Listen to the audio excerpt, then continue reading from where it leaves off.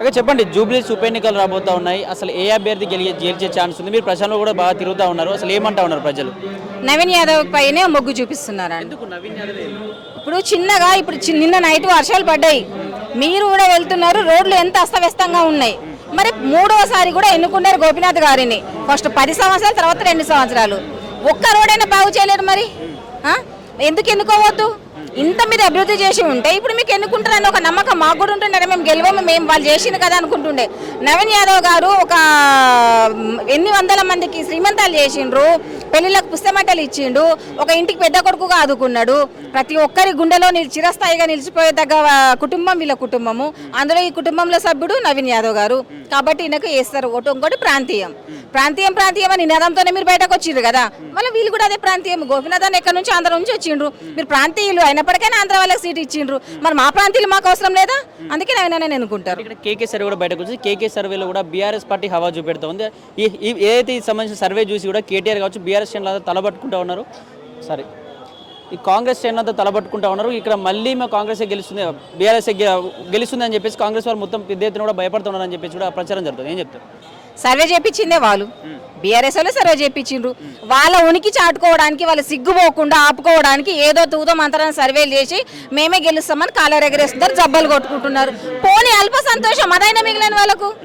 వాళ్ళు ఎట్లా ఓడిపోతారు కదా, ఆరిపోయే దీపంకి వెళ్తారు ఎక్కువ లాగా. పోనీ సంతోషమైన మిగిలిన వాళ్ళకు మేము గెలుస్తామని మాకు తెలుసు, మా కాన్స్టిట్యున్సీ వాళ్ళకి తెలుసు, గెలిచేది నవీన్ అన్ననే, ఎగిరేది ఈ నవీన్ అన్న గడ్డలో ఎగిరేది కాంగ్రెస్ జెండానే అని అందరికీ తెలిసిన విషయమే. ఇక్కడ నవీన్ యాదవ్ గెలిస్తే రౌడీలంతా కూడా రోడ్లపైకి వచ్చి విధ్వంసం సృష్టిస్తారు, పెద్ద ఎత్తున వసూల దందా ఏర్పడుతుంది ఇక్కడ అని చెప్పేసి కూడా ప్రచారం చేస్తుంది బీఆర్ఎస్ పార్టీ. ఏం చెప్తారు? నవీన్ అన్న గారికి ఏదైనా చేయాలి, ఏదైనా చలాయించాలి అని అంటే పార్టీ అవసరం లేదు, పదవి అవసరం లేదు. సొంత కెపాసిటీ ఉంది.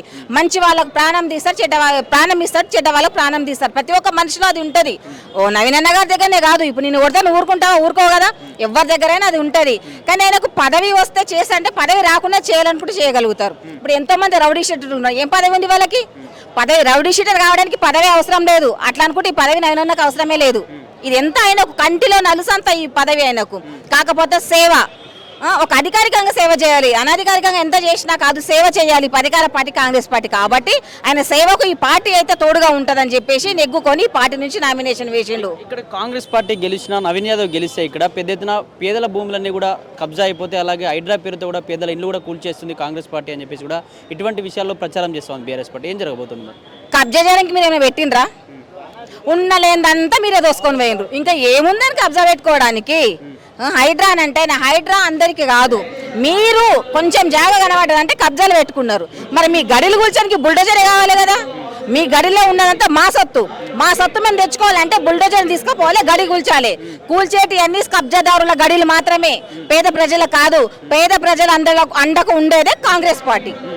ఇక్కడ బీఆర్ఎస్ పార్టీలో వచ్చిన సంక్షేమ పథకాలన్నీ ఇక్కడ కాంగ్రెస్ పార్టీ వచ్చి నుంచి ఏ సంక్షేమ పథకం అమలు కాలేదు. ఒక ఫ్రీ బస్ మాత్రమే ఇచ్చి ఆడవాళ్ళ కొట్లాడబెట్టిరు అని చెప్పేసి కూడా ప్రచారం చేస్తూ ఉన్నారు.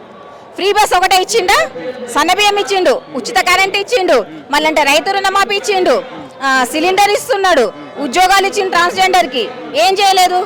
ప్రతి ఒక్కరు చేస్తూనే ఉన్నాడు. గ్రూప్ 1, గ్రూప్ 2 అన్ని రకాలు చేసిండు. ఇంకెందుకు చేయలేరు? ఇంకా కేటీఆర్ నేను వస్తే సోమరిపోతులాగా మారుతారు మీరు అని ఉచిత పథకాలు తీసేస్తా అంటున్నాడు. ఇది ఎవరైతే బస్తీలలో ఉండే గుడిసెలలో ఉంటారు చూడండి పేద ప్రజలు, వాళ్ళకు అనుకూలంగా వాళ్ళకు సన్నిధానంలో వాళ్ళ వాకిట్లో ఉండే నిధులు పథకాలు ఇవి.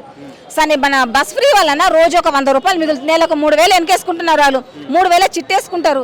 కరెంటు బిల్లుకు ఒక 500 ఈజీగా 500 మిగులుతున్నాయి. గ్యాస్ దగ్గర మిగులుతున్నాయి. సన్న బియ్యం బయట 60-70 రూపాయల కిలో ఉన్నది. పండగ వస్తే తప్ప సన్న బియ్యం తినలేని దుస్థితిలో ఉన్నారు మా హైదరాబాద్ వాసులు. అలాంటి వాళ్ళు రోజు సన్న బియ్యం కడుపునిండా తింటున్నారు. సల్ల ఉండ మా రేవంత్ అన్న అంటున్నారు. ఈ ఆశీర్వాదం తీసుకుంటుండే కాబట్టి వాళ్ళకు శాపనార్థాలు పెట్టుకుంటున్నారు కాబట్టి ఈ పథకం తీసేయాలనుకుంటున్నారు. దీనిపైన మనం వస్తున్నారు వాళ్ళు, అంతే. ప్రజలంతా భయపడతా ఉన్నారు, నవీన్ యాదవ్ కోటేయాలంటే భయపడతా ఉన్నారు. అసలు మొత్తం బీఆర్ఎస్ పార్టీ వైపే ఉన్నారు ప్రజలంతా అని చెప్పేసి కూడా మాట్లాడుతోంది బీఆర్ఎస్ పార్టీ.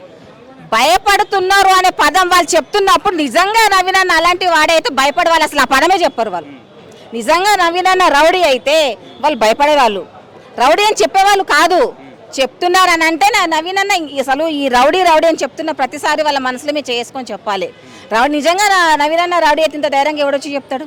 చెప్పరు. ఇది దుష్ప్రచారం మాత్రమే. ఓన్లీ బీఆర్ఎస్ వాళ్ళు చేసిన దుష్ప్రచారం మాత్రమే ఇది. జూబ్లీస్లో 14వ తారీఖున ఏం జరగబోతుంది అంటారు? 14వ తారీఖున కాంగ్రెస్ త్రివర్ణ పతాకం విజయ బేరి మోగించబోతుంది. జూబ్లీహిల్స్ అడ్డ పైన కాంగ్రెస్ గడ్డ హయామాలో త్రివర్ణ పతాకము 3 రంగుల జెండా కాంగ్రెస్ జెండా ఎగరబోతుంది.